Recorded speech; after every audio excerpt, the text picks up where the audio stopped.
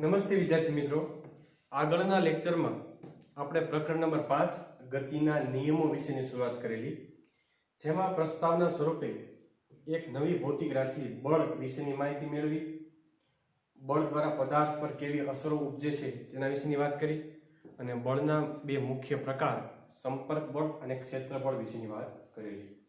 આજના લેક્ચરમાં આગળ વાત કરવા જઈ રહ્યા છીએ જડત્વના નિયમ વિશે.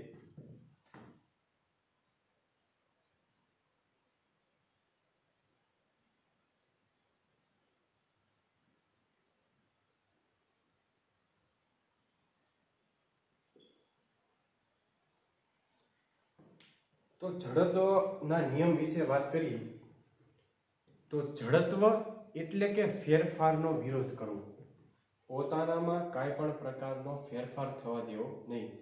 તો એક જડત્વની એક ટૂંકી વ્યાખ્યા છે કે જડત્વ એટલે કે ફેરફારનો વિરોધ કરવો.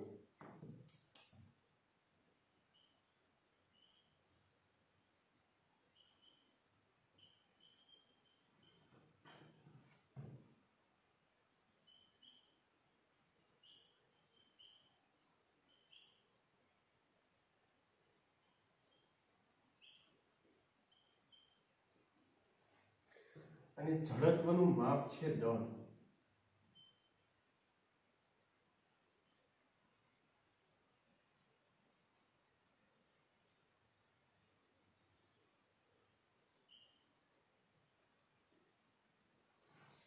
કે જે પદાર્થનું દળ વધારે છે તેની જડત્વતા વધારે છે અને જે પદાર્થનું દળ ઓછું હશે એની જડત્વતા ઓછી હશે. અમુક એક્ઝામ્પલ દ્વારા જડત્વના નિયમ આપણે સમજીશું. તો પહેલા જડત્વના નિયમ માટે વિધાન લખી દઈએ.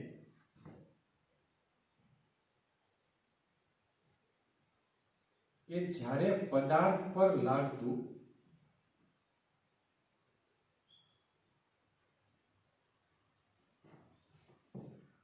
પરિણામી બાહ્ય બળ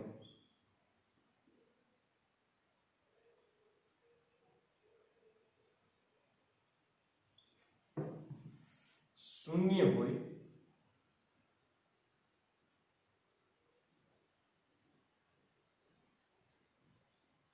ત્યારે પદાર્થ પોતાની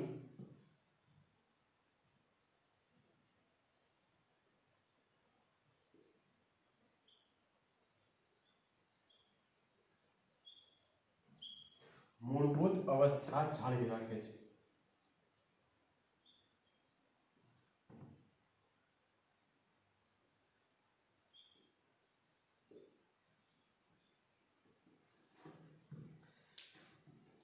જ્યારે કોઈ પદાર્થ પર લાગતું પરિણામી બાહ્ય બળ, કેવા બળ વિશેની વાત કરીએ છીએ? પરિણામી બાહ્ય બળ એટલે કે કુલ બળ જો શૂન્ય હોય તો પદાર્થ પોતાની મૂળભૂત અવસ્થા જાળવી રાખે છે. એનો મતલબ કે જો પદાર્થ સ્થિર હોય તો તે પદાર્થ સ્થિર જ રહેશે, અથવા તો જો કોઈ પદાર્થ નિયમિત ગતિ કરતો હોય તો તે પોતાની નિયમિત ગતિ શરૂ રાખશે. એનો મતલબ કહીએ આપણે કે સ્થિર પદાર્થ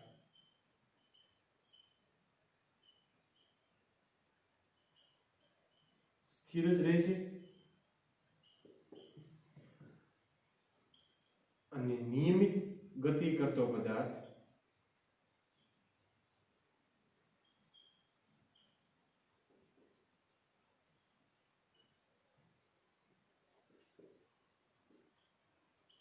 પોતાની નિયમિત ગતિ શરૂ રાખશે.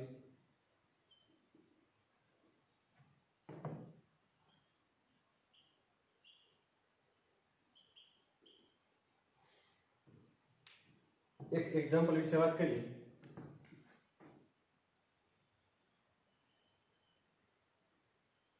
કોઈ આવો પથ્થર જમીન પર પડેલો છે, હાલ તે સ્થિર સ્થિતિમાં છે. જો આ પથ્થર પર ધારો કે ડાબી બાજુથી જમણી બાજુ તરફ 5 ન્યૂટન બળ લગાડવામાં આવે, બળનો એકમ આપણે જાણીએ છીએ શું છે? ન્યૂટન. તો ધારો કે સ્થિર સ્થિતિમાં પડેલા આ પદાર્થ પર ડાબી બાજુએથી જમણી બાજુએ 5 ન્યૂટન જેટલું બળ લગાડવામાં આવે છે. તો આપણને અત્યારની પરિસ્થિતિ જોતા મુજબ લાગશે કે હા સાહેબ, કણનું સ્થાનાંતર ડાબી બાજુથી જમણી બાજુએ આપણને જોવા મળશે. તો આ પદાર્થ કઈ તરફ ખસતો આપણને જોવા મળશે? તો કે ડાબીથી જમણી તરફ. કારણ કે અત્યારે આકૃતિમાં દર્શાવ્યા પ્રમાણે બળ એક જ દિશામાં અને કંઈક મૂલ્યનું લાગે છે. એટલે આ જ પથ્થર પર 5 ન્યૂટન બળ ડાબી બાજુએથી અને 5 ન્યૂટન બળ જમણી બાજુથી લાગે છે. એનો મતલબ કે પદાર્થ પર લાગતું પરિણામી બળ હવે કેવું થઈ ગયું? શૂન્ય. કે જેટલું બળ ડાબી બાજુથી લાગે છે એટલું જ બળ હવે તે પદાર્થ પર જમણી બાજુથી લાગે છે. એટલે હવે પદાર્થના સ્થાનમાં કોઈ પણ પ્રકારનો ફેરફાર થશે નહીં. તે પથ્થર કે કોઈ પદાર્થ સ્થિર હતો તો તે હવે સ્થિર જ રહેશે, કારણ કે તે પદાર્થ પર લાગતું પરિણામી બાહ્ય બળ કેવું છે? શૂન્ય છે. બરાબર. તો આ વાતથી જડત્વના નિયમ વિશે. જડત્વનું માપ વાત કરી તે પ્રમાણે દળ છે કે જેટલું પદાર્થનું દળ વધારે તેટલી તેની જડત્વતા વધારે, અને જેટલું પદાર્થનું દળ ઓછું એટલી એની જડત્વતા ઓછી. એક્ઝામ્પલ તરીકે એક રમૂજ સાથે વાત કરી શકાય કે તમારી શેરીમાં નાનું એક ગલુડિયું હોય તો તેને આપણે રમાડતા હોઈએ છીએ. તેને હાથમાં ઉંચકીને આપણે એક જગ્યાએથી બીજી જગ્યાએ ફેરફાર એના સ્થાનમાં કરી શકીએ છીએ. કે એ ગલુડિયાનું દળ ઓછું છે એટલે તેને આપણે ઉંચકી શકીએ છીએ.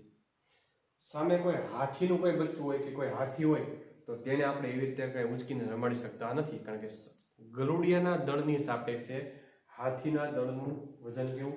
ખૂબ જ વધારે. દળ વધી ગયું એટલે એની જડત્વતા પણ વધારે ગઈ.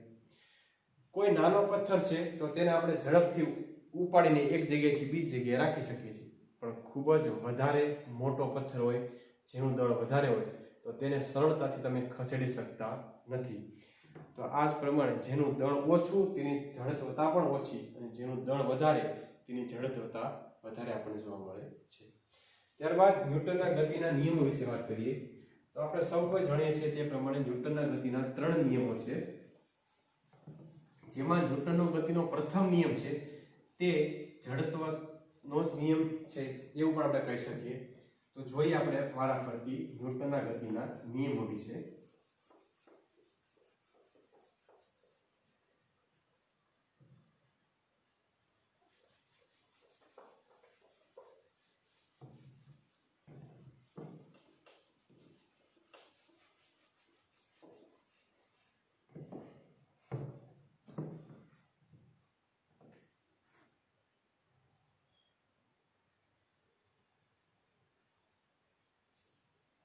ન્યૂટનના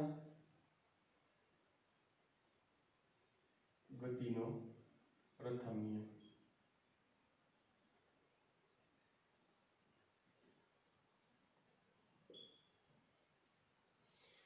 તો જડત્વતાના નિયમ જેવો જ છે.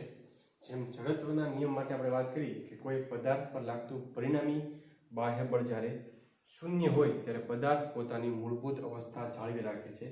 એનો મતલબ કે સ્થિર પદાર્થ સ્થિર સ્થિતિમાં રહે છે અને ગતિ કરતો પદાર્થ પોતાની નિયમિત ગતિ જાળવી રાખે છે. તો ન્યૂટનનો ગતિનો પ્રથમ નિયમના વિધાન વિશે વાત કરીએ.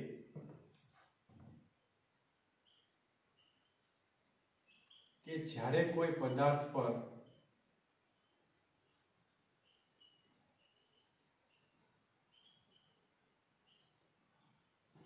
લાગતું પરિણામી બાહ્ય બળ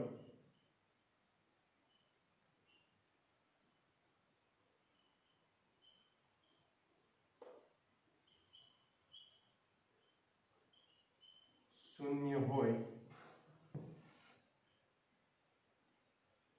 ત્યારે પ્રવેગ પણ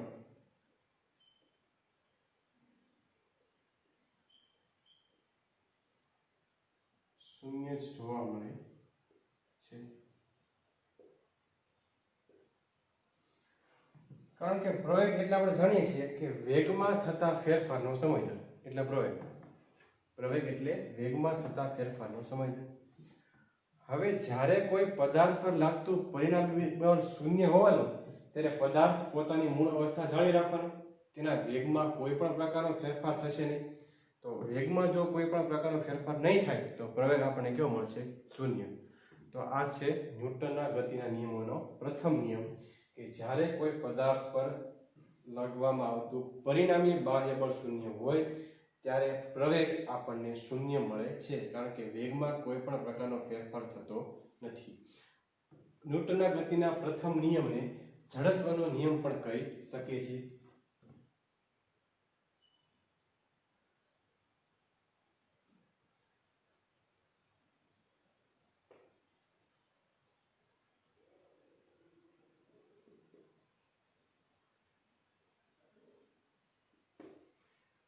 પરંતુ આ ન્યૂટનના ગતિના પ્રથમ નિયમની મર્યાદા શું છે?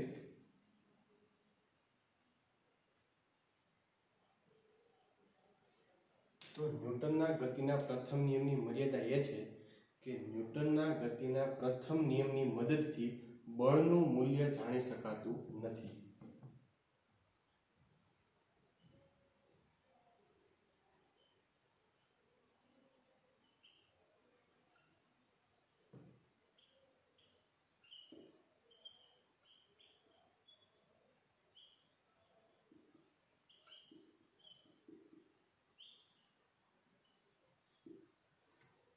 આ એક મર્યાદા છે ન્યૂટનના ગતિના પ્રથમ નિયમ. ત્યારબાદ વાત કરીએ બીજા નિયમ વિશે.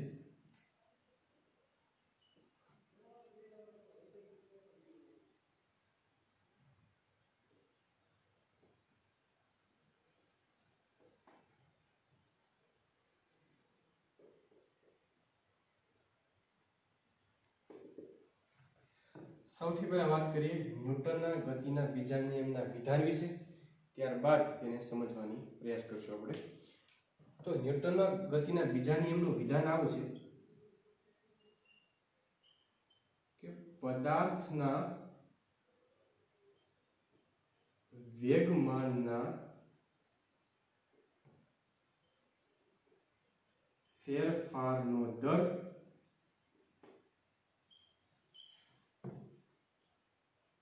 તે પદાર્થ પર લાગતા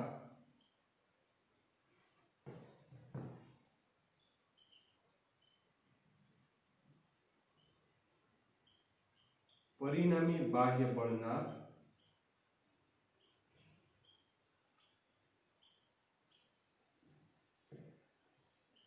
સમપ્રમાણમાં હોય છે.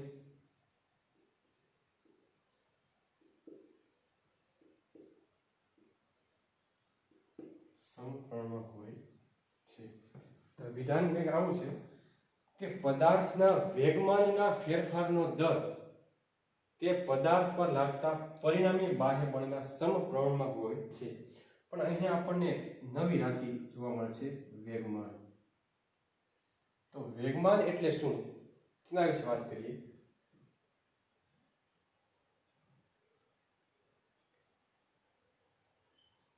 પદાર્થનું દળ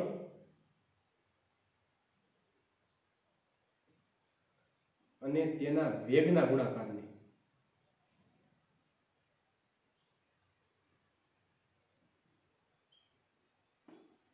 રેખીય વેગમાન કહેવામાં આવે છે.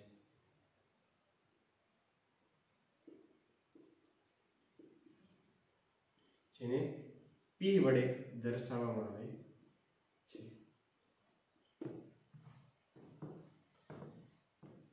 એટલે રેખીય વેગમાન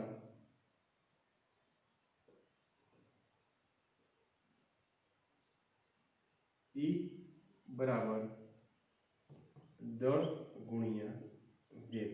એટલે ઇક્વેશન આપણને જોવા મળશે P mv. વેગમાન માટેનું ઇક્વેશન P mv. પદાર્થનો દળ અને વેગનો ગુણાકાર એટલે કે વેગમાન. બીજો નિયમ એવું કહે છે કે વેગમાનના ફેરફારનો દર એટલે કે સમય સાથે વેગમાનમાં થતો ફેરફાર એ પરિણામી બાહ્ય બળના સમપ્રમાણમાં હોય છે. તો બીજા નિયમનું સમીકરણ થશે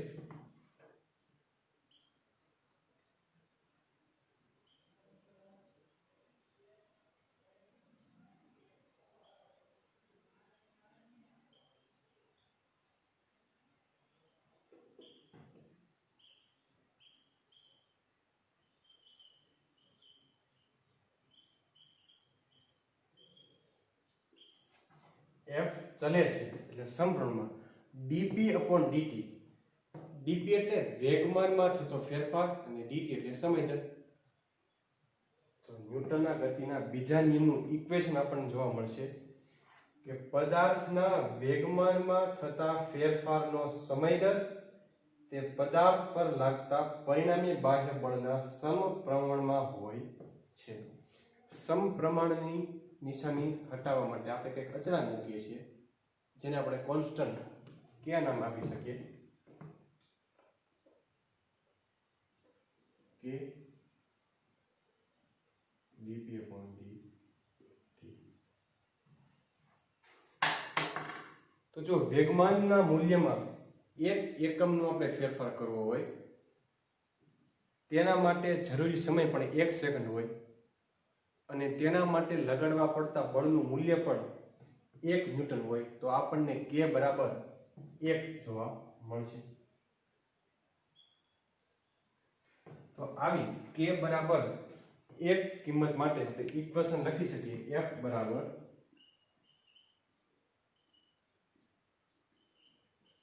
dp upon dt. p એટલે વેગમાન કે જ્યાં વેગમાન જગ્યાએ આપણે m into v પણ લખી શકીએ. f is equal to d upon dt m v. પદાર્થ માટે દળ એ અચળ રાશિ છે. એનો મતલબ કે અચળ રાશિનું ક્યારેય સંકલન વિકલન થતું નથી. જેથી એને કાઉન્સની બહાર લઈએ. f is equal to m dv upon dt અને વેગમાનમાં થતા ફેરફારને આ સમય દરને આપણે શું કહે છે પ્રવેગ. તો ઇક્વેશન મળશે આપણને f is equal to ma.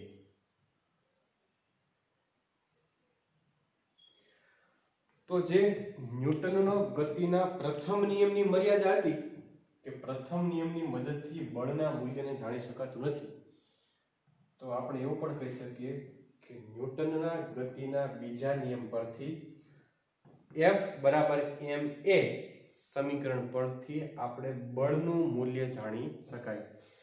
MCQ માં પણ પૂછાઈ શકે છે કે ન્યૂટનના ગતિના કયા નિયમની મદદથી બળનું મૂલ્ય જાણી શકાય છે.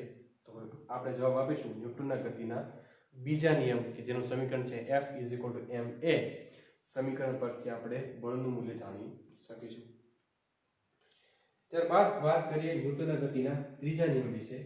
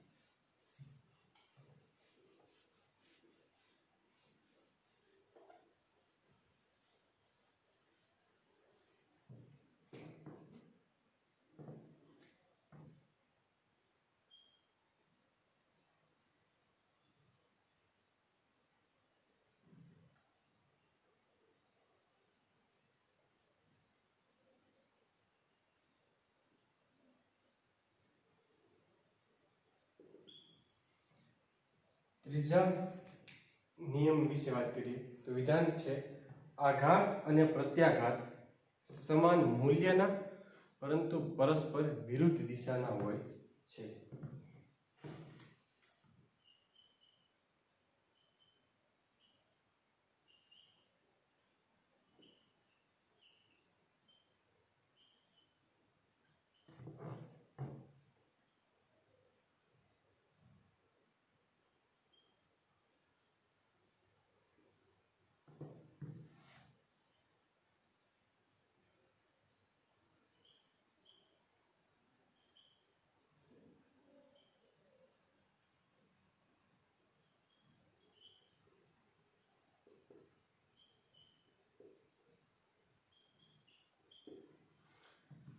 તો કોઈ બે પદાર્થો જ્યારે એકબીજા પર બળ લગાડતા હશે, ધારો કે આપણે કહીએ કે કોઈ પદાર્થ A છે અને કોઈ પદાર્થ B,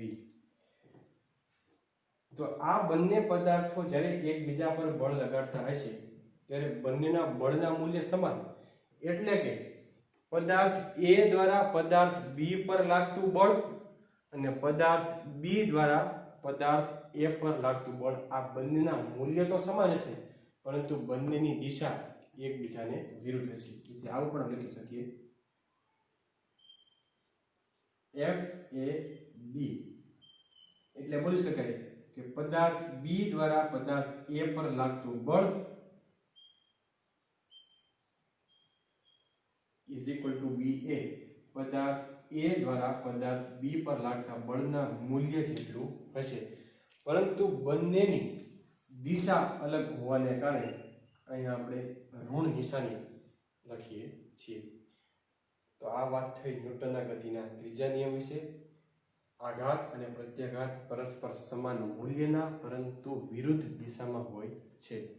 જેનું એક એક્ઝામ્પલ આપણે કહી શકીએ કે દરિયા કિનારે આપણે કોઈ હોડીની સફર કરતા હોય, કોઈ નાવની, તો હોડીમાંથી ઉતરતી વખતે આપણે આગળ તરફ બળ લગાડીએ છીએ બહાર નીકળવા માટે, તો આપણા આગળ તરફ નીકળવાને કારણે ધક્કો લાગે છે હોડીને પાછળ તરફ, તો આપણા દ્વારા હોડી પર લાગતું બળ અને હોડી દ્વારા આપણા પર લાગતું બળના મૂલ્ય તો બંનેના સમાન છે, પણ દિશા બંને વિરુદ્ધ.